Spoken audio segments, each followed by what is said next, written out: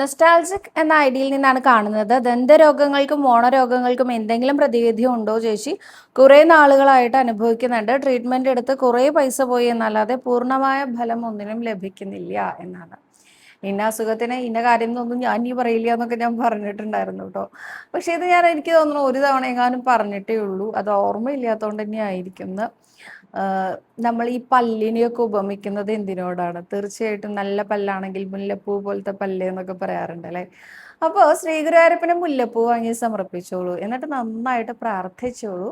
നാരായണീയത്തിലെ 8ാമത്തെ ദശകത്തിലെ അവസാനത്തെ ശ്ലോകം ചൊല്ലി നമസ്കരിച്ചോളൂ. മുല്ലപ്പൂ ഇനി എങ്ങനെയാ കൊണ്ടുവരണ്ടേ, എവിടെയാ കൊടുക്കണ്ടേന്നൊന്നും ചോദിക്കേണ്ട. മുല്ലപ്പൂ നടയിലെ കടകളിലൊക്കെ വാങ്ങാൻ കിട്ടും. മാലയായിട്ട് വാങ്ങുമ്പോൾ ഗുരുവായൂർ അമ്പലത്തിലെ ഏതെങ്കിലും ഒരു തൂണിലെ ഏതെങ്കിലും ഒരു കൃഷ്ണശില്പത്തിൽ നിങ്ങൾക്ക് നിങ്ങളുടെ കൈകൊണ്ട് തന്നെ ചാർത്താൻ സാധിക്കും. എവിടെ ചാർത്തിയാലും നമ്മുടെ ഉണ്ണികൃഷ്ണൻ സ്വീകരിക്കും കേട്ടോ. എന്നിട്ട് ഉണ്ണികൃഷ്ണ എൻ്റെ പല്ലൊക്കെ ഒന്ന് നേരെയാക്കി സുന്ദരിയാക്കി തരണേന്ന് പ്രാർത്ഥിച്ചോളൂ കേട്ടോ.